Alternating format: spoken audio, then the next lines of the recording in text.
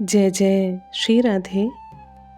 एक अत्यंत भावपूर्ण प्रसंग है परम पूज्य श्री बाल कृष्णदास महाराज जी के जीवन से। जब वे ग्राम ग्राम में संकीर्तन करते हुए भगवान नाम की धारा बहा रहे थे, उनकी सरलता, करुणा और निष्कपट प्रेम देखकर हर हृदय स्वयं ही उनकी ओर खिंच जाता था। इस बार श्री महाराज जी ने निमाड़ प्रांत के गांव-गांव में संकीर्तन की धूम मचा दी, परंतु केंद्र स्थान तो मंडलेश्वर ही रहा, जैसा कि पहले बताया गया है। पर इस बार आपका निवास श्री मांगी लाल जी के यहाँ ही रहा। भक्तों के आग्रह पर आप 2-4 दिनों के लिए कहीं भी जाते तो पुनः यहीं लौटकर आ जाते। जब तक श्री महाराज जी यहाँ रहते, परम श्रद्धालु मांगी लाल जी के अपने सारे लौकिक व्यवहारिक कार्यों को छोड़कर उनके साथ ही साथ बने रहते थे। निर्भीकता आपका स्वाभाविक गुण था। श्री महाराज जी के ये अत्यंत कृपा पात्र थे। इन्हें मुझसे भी एक विशेष आत्मीयता थी। नित्य किसी भक्त के यहाँ श्री महाराज जी के संकीर्तन और सत्संग का आयोजन रहता ही था। प्रसन्नता तो मानो सदा श्री महाराज जी तथा उनके परिवार के आश्रित होकर ही रहती थी, परंतु ये आनंदोल्लासमय वातावरण भगवत अभिनिवेश युक्त ही रहता था। धीरे धीरे निमाड़ प्रांत के ग्राम ग्राम में संकीर्तन की धूम मचने लगी।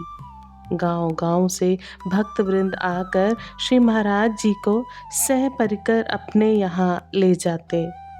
गांवों की यात्रा प्राय बैलगाड़ियों में ही होती थी। कई बैलगाड़ियों में भक्तवृंद साथ चलते।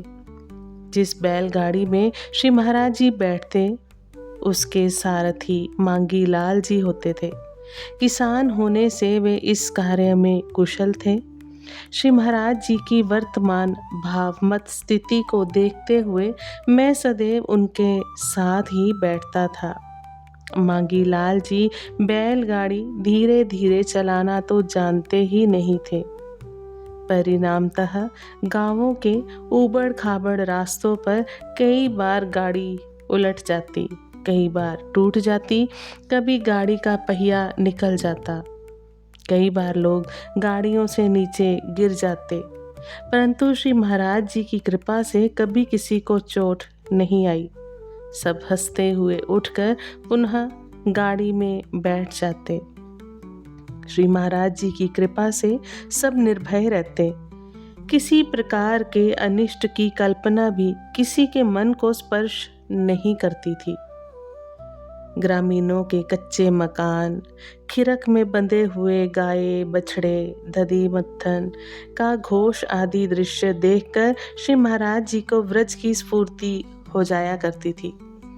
इन ग्रामीणों का शुद्ध निष्काम प्रेम देखकर वे द्रवित हो जाते। श्री महाराज जी के घर आने पर सब परिवार आनंदोल्लास से नाच उठता। श्री महाराज जी की इनके घरों में अपने परिकर जनों के सहित स्वच्छंद रहते। उनकी प्रसन्नता के निमित्त उनसे दूध दही मांग मांग कर स्वयं खाते एवं परिजनों को भी खिलाते।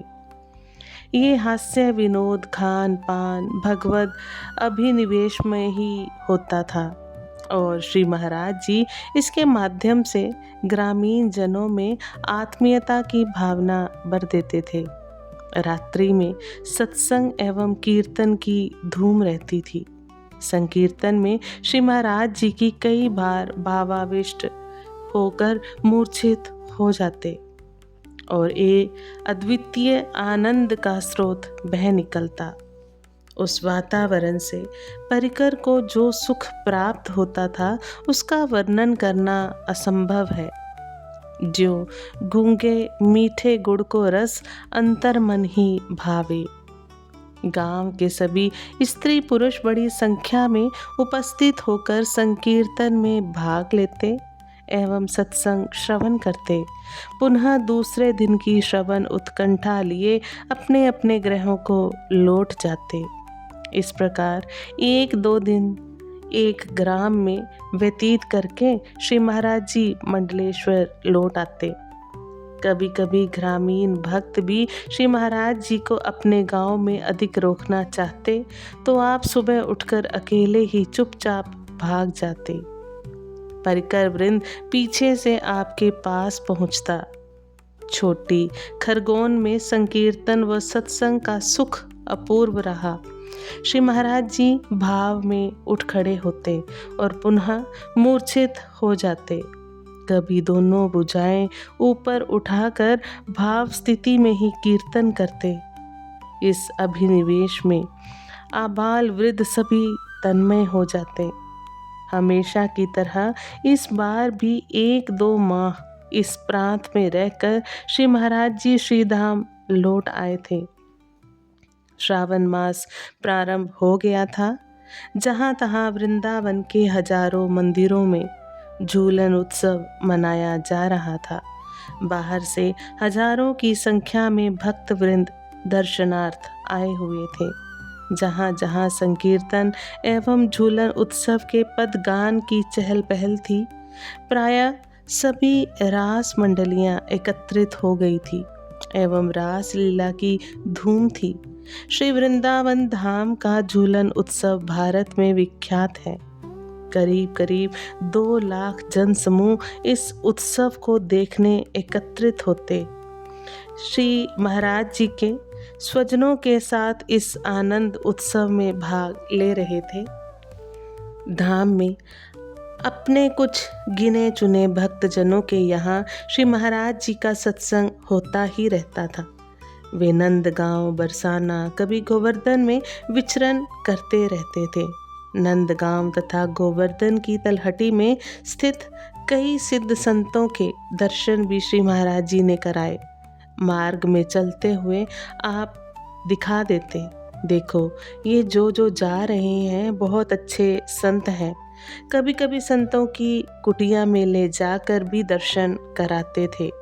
श्री उड़िया बाबा जी महाराज, श्री हरि बाबा जी महाराज, श्री संत कोकिल जी, श्री नारायण स्वामी जज साहेब, श्री मीरा जी, राम प्यारी जी, श्री रंगनाथ बगीचे के श्री रघुनाथ दास जी महाराज, गोवर्धन गोविंद कुंड के श्री मनोहर दास जी महाराज, पूंछरी के श्री गौर गोविंद दास जी और माधव दास जी, श्री राधा कुंड के सुबल दास जी, श्री सखी चरण दास जी आदि आदि बहुत से सिद्ध संतों के दर्शन आपने मुझे कराए और व्रज की कई लीला स्थलियों का महत्व समझाया। इस प्रकार कुछ समय व्रज स्थलियों में भ्रमण कर पुनः श्रीधाम आ जाते। ये तो नित्य रास स्थली है। श्री उड़िया बाबा जी महाराज के आश्रम में ब्रह्मचारी मंदिर, ग्वालियर मंदिर आदि स्थानों पर 12 मास रास लीलाएं होती रहती थी। श्री धाम में रहते हुए श्री महाराज जी नित्य कहीं न कहीं रास लीला देखने अवश्य जाते थे। उत्सव के दिनों, श्रावण और होली में तो वे दिन में 3-3 रास लीलाएं देखते थे। भाद्रपद मास जन्माष्टमी का दिन था। संध्या के समय श्री महाराज जी मुझे साथ लेकर श्री बिहारी जी के बगीचे के सामने बम्बई वाली कोठी में रास देखने गए। हम रास देख रहे थे। नृत्य संगीत हो चुका था। लगभग 7 बजे होंगे। लीला प्रारंभ होने ही वाली थी कि सहसा श्री महाराज जी उठे और अपनी काली कमली मुझे देते हुए बोले, अभी आता हूँ। मैंने काली कमली ले ली और लीला देखता रहा। लगभग 8:30 बजे रास लीला समाप्त हुई। बाहर आकर मैंने महाराज जी को चारों ओर खोजा, परंतु वे कहीं नहीं मिले। मैं गंगा मंदिर लौट आया, वे वहाँ भी नहीं थे। निराश होकर हम सो गए। सुबह 4 बजे किसी ने द्वार खटखटाया। खोलकर देखा तो सामने श्री महाराज जी खड़े हैं। देखते ही प्रसन्नता छा गई।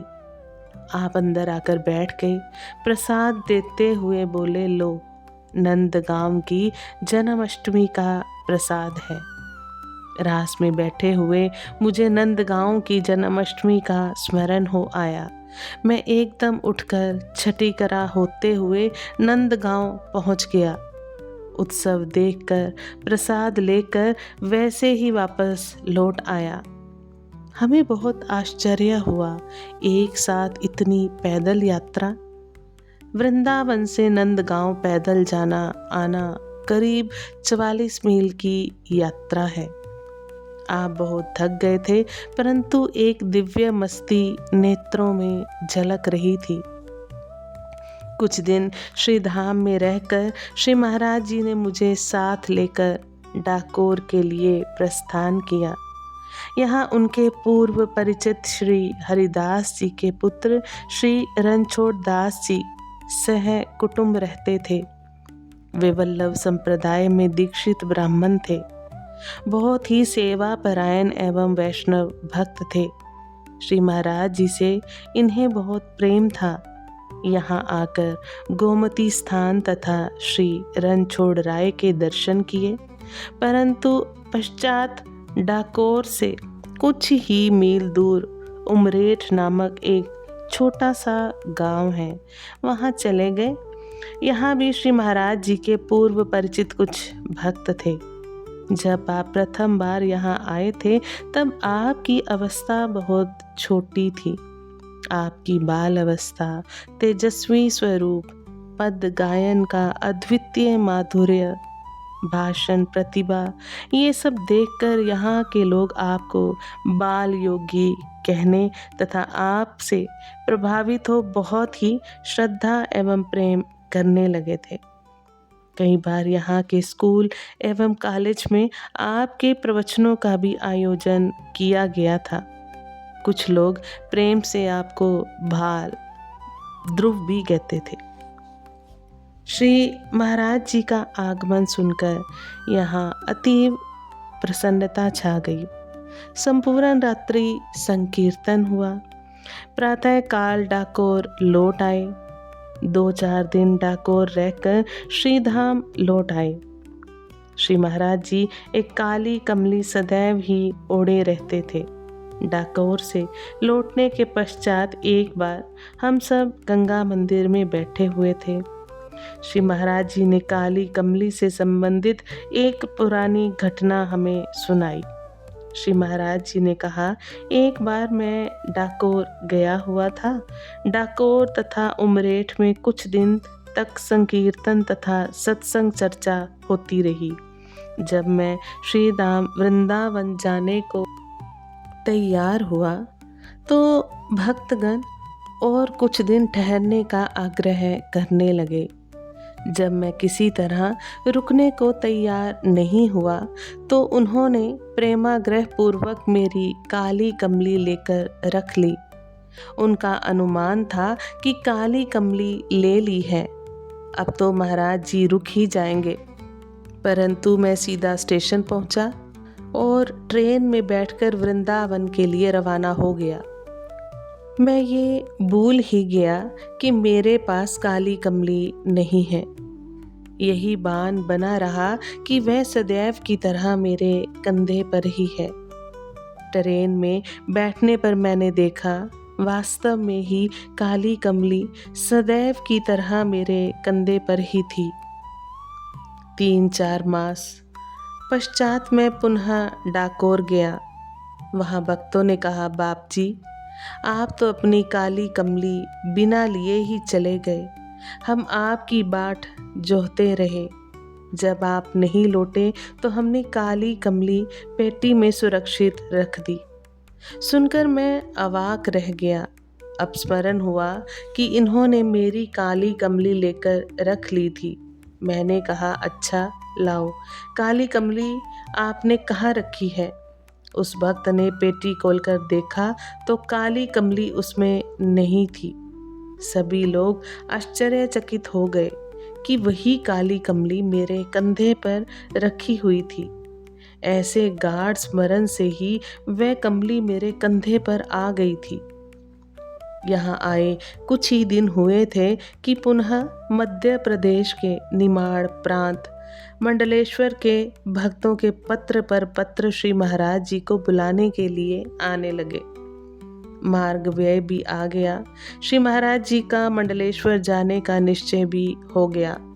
मेरे लिए किराए की व्यवस्था नहीं हो पाई थी, अतः श्री महाराज जी ने कहा, मैं महेश्वर जाकर तुम्हारे भाई से किराया भिजवा दूंगा, तुम पीछे आ जाना। श्री महाराज जी ने मंडलेश्वर के लिए प्रस्थान किया। मैं मथुरा स्टेशन पर उन्हें पहुंचाने गया था। शाम के 5 बजे का समय था। वे ट्रेन की खिड़की के पास बैठे थे। मैं प्लेटफॉर्म पर खड़ा खड़ा उनसे बातें कर रहा था कि श्री महाराज जी एकाएक स्तब्ध से हो गए। कहने लगे, मनोहर जी, मैं खुली आंखों से देख रहा हूँ। एक बालिका सामने स्फुरित हुई और कह रही है, मुझे वृंदावन वास कराइए। कौन होगी? मेरा तो किसी के लिए कोई संकल्प नहीं है। पता नहीं कौन बालिका आने वाली है। मैं भी आश्चर्यचकित सा कुछ उत्तर नहीं दे सका। कुछ ही क्षणों में गाड़ी चल दी और मैं वृंदावन लौट आया। 8-10 दिनों के बाद ही मैं भी मंडलेश्वर जाकर श्री चरणों में उपस्थित हो गया। जहाँ तहाँ सत्संग संकीर्तन की धूमधाम प्रारंभ हो गई। मंडलेश्वर से 5 मील दूर दरगांव में श्री नागेश्वर बाबा रहते थे। एक दिन इनके आग्रह पर दरगांव के निकट ही शिव मंदिर में श्री महाराज जी के सत्संग व संकीर्तन का आयोजन किया गया। आप प्रातःकाल ही सब भक्तों के साथ दरगांव पहुंच गए। ग्राम के भावुक भक्त भी श्री महाराज जी के दर्शनार्थ एकत्रित होने लगे। ये स्थान अति रमणीय है। एकांत वन प्रांत में एक छोटा सा सुंदर विशालय, समीप ही निर्मल जल पूरित बावड़ी एवं श्री नागेश्वर बाबा की सुंदर सी कुटिया, सामने एक विशाल चबूतरा। श्री महाराज जी परिकर सहित घूम घूम कर इस दृश्य को देखते रहे। परस्पर हास्य विनोद चलता रहा। मध्याह्न में सब भक्तों सहित प्रसाद ग्रहण किया। कुछ विश्राम के पश्चात दोपहर 2 बजे सब भक्त श्री महाराज जी के निकट आकर बैठ गए। कुछ आध्यात्मिक चर्चा चल रही थी। सहसा श्री महाराज जी भावास्थिति में आ गए। रोमांच, कंप, स्वेद आदि सात्विक भावों की जागृति होने लगी। आपके नेत्र आरक्त हो रहे थे। आप एकदम खड़े हो गए और लड़खड़ाते हुए चलने लगे। मैंने एक ओर से बाँह पकड़ी हुई थी। भाव की मस्ती में झूमते हुए आप शिवालय में प्रवेश कर गए और कुछ ही क्षणों में मूर्छित अवस्था को प्राप्त हो गए। मैंने श्री महाराज जी का मस्तक अपनी गोद में ले लिया तथा सभी को बाहर जाने का संकेत किया। बहुत समय व्यतीत हो गया, परंतु बाह्य दशा में आने के कोई भी चिन्ह दृष्टिगोचर नहीं हुए। मैंने नागेश्वर बाबा को अंदर आने का संकेत किया और श्री महाराज जी का मस्तक उनकी गोद में देकर कुछ समय के लिए बाहर चला आया। इसी बीच एक विचित्र घटना हुई जो बाबा ने बाद में हमें इस प्रकार सुनाई। श्री महाराज जी का मस्तक गोद में था। मैं उनके मुखारविंद के भाव देख रहा था। सहसा उनके मुखारविंद पर एक कांति झलकने लगी जो धीरे धीरे बढ़ने लगी। उस प्रकाश में उनका बाह्य स्वरूप लोप हो गया और मुखाकृति गोपी स्वरूप में बदल गई। एक अति सुंदरी रमणी का स्वरूप हो गया। मुख की आभा चारों ओर फैल रही थी। श्रृंगार भी तदनुरूप धारण किया हुआ था। मेरी हिलने डुलने की शक्ति का लोप हो गया। जड़िया भाव हो गया था। शरीर रोमांचित हो रहा था। कुछ ही क्षणों में शनय शनय वह कांति तिरोहित होती चली गई। मुखाकृति पूर्ववत हो गई और श्री महाराज जी की भाव स्थिति भी जागृति में बदल गई। लगभग 1 घंटे पश्चात स्वस्थ हो श्री महाराज जी मंदिर से बाहर आकर सामने के विशाल चबूतरे पर बैठ गए। दिन भर भक्तों के आने जाने एवं भोजन आदि का कार्यक्रम चलता रहा। रात्रि में जमकर कीर्तन तथा सत्संग हुआ। गांव के अधिकांश लोग उपस्थित थे। रात्रि अति आनंद पूर्वक व्यतीत हुई। प्रातःकाल स्नान आदि से निवृत्त होकर श्री महाराज जी व मैं तांगे से मंडलेश्वर के लिए रवाना हुए। 1-2 मील ही गए होंगे कि वे सहसा चौंक गए। कहने लगे, देखो देखो, वे बालिका फिर स्फुरित हुई है और कह रही है मुझे वृंदावन वास कराओ। पता नहीं कौन बालिका आने वाली है। मैं क्या कहता, न मैंने इस बात पर विशेष ध्यान दिया, न ही श्री महाराज जी ने कोई चर्चा की। मंडलेश्वर में नित्य ही किसी न किसी भक्त के यहाँ कीर्तन एवं सत्संग का आयोजन रहता था। सभी लोग अधिक से अधिक श्री महाराज जी के साथ रहने का प्रयास करते। श्री महाराज जी के संग में इन्हें एक विशेष आनंद की अनुभूति होती थी। श्री मांगी लाल जी तो प्रायः अपने सभी कार्य छोड़कर श्री महाराज जी के सानिध्य का पूरा लाभ उठाते। उनके इधर उधर आने जाने का भार इन्होंने अपने ऊपर ही ले लिया था। कहते थे सब कुछ श्री महाराज जी का ही है। श्री महाराज जी भी इनके घर में स्वतंत्रता पूर्वक रहते थे। एक दिन रात भक्तों की चहल पहल भी इनके घर में बनी रहती थी। ये अकेले ही इन सब का भार वहन करते थे। मैं पहले भी बता चुकी हूँ कि श्री महाराज जी का हास्य विनोद भी भगवत अभिनिवेश से रिक्त नहीं होता था। एक दिन एक व्यक्ति महाराज जी के सामने अनाज को लेकर बातें करने लगा। यहाँ इस प्रकार का अनाज होता है, उसके खेत में इस जाति का इतना गेहूँ होता है, हमारे खेत में इतना बड़ा चना होता है, इत्यादि इत्यादि। कुछ क्षण तक तो श्री महाराज जी सुनते रहे। फिर बोले, हम नेपाल गए थे, वहाँ बटमास नाम का चना होता है, वह खेलने की गेंद के बराबर बड़ा होता है। सभी लोग हंस पड़े और ये चर्चा यहीं समाप्त हो गई। वह व्यक्ति भी अपनी भूल समझ गया। श्री धाम में रहते हुए भी श्री अपने आप को जनसंपर्क एवं प्रसिद्धि से बचाने के लिए श्री महाराज जी विनोद का आश्रय लेकर चतुरता से बच जाते थे। एक दिन मथुरा की एक पूर्व परिचित महिला संध्या समय श्री महाराज जी के दर्शन के लिए आई। जैसे ही आपने उसकी आवाज़ सुनी, गद्दी से उतरकर एक बड़ी सी चादर ओढ़कर एक कोने में बैठ गए। वे महिला अंदर आकर आपसे ही पूछने लगी, महाराज जी कहाँ हैं? मैं दर्शन करने आई हूँ। श्री महाराज जी ने तुरंत कहा, अच्छा हाँ, वे अभी कभी कभी यहाँ आते हैं, रहते नहीं हैं। अभी तो यहाँ नहीं है। महिला ने कहा, बाबा अभी वे यहीं हैं, सुनकर तो मैं दर्शन करने आई हूँ। कहीं आप ही तो नहीं हो? उसकी बातें सुनकर हमें हंसी आ गई।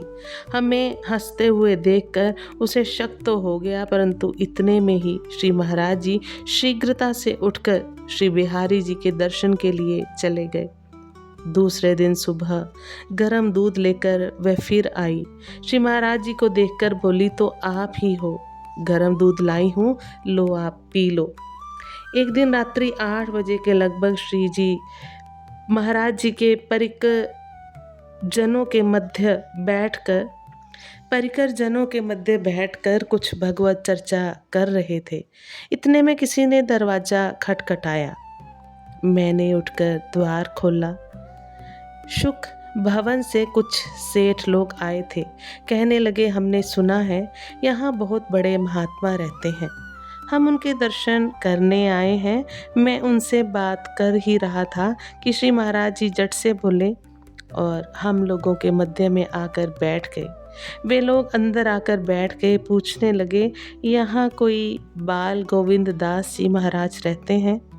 बेचारे श्री महाराज जी का नाम भूल गए थे। श्री महाराज जी ने झट जवाब दिया, यहाँ इस नाम के कोई महात्मा नहीं रहते। वे बोले, हमें तो किसी ने यही बताया है। श्री महाराज जी ने कहा, अच्छा अच्छा, समझ गया, मैं भी उनके दर्शन के लिए आया हूँ। वे तो गोवर्धन चले गए हैं। वे सब लौट गए। पश्चात हम लोग श्री महाराज जी की चतुरता पर खूब हंसे।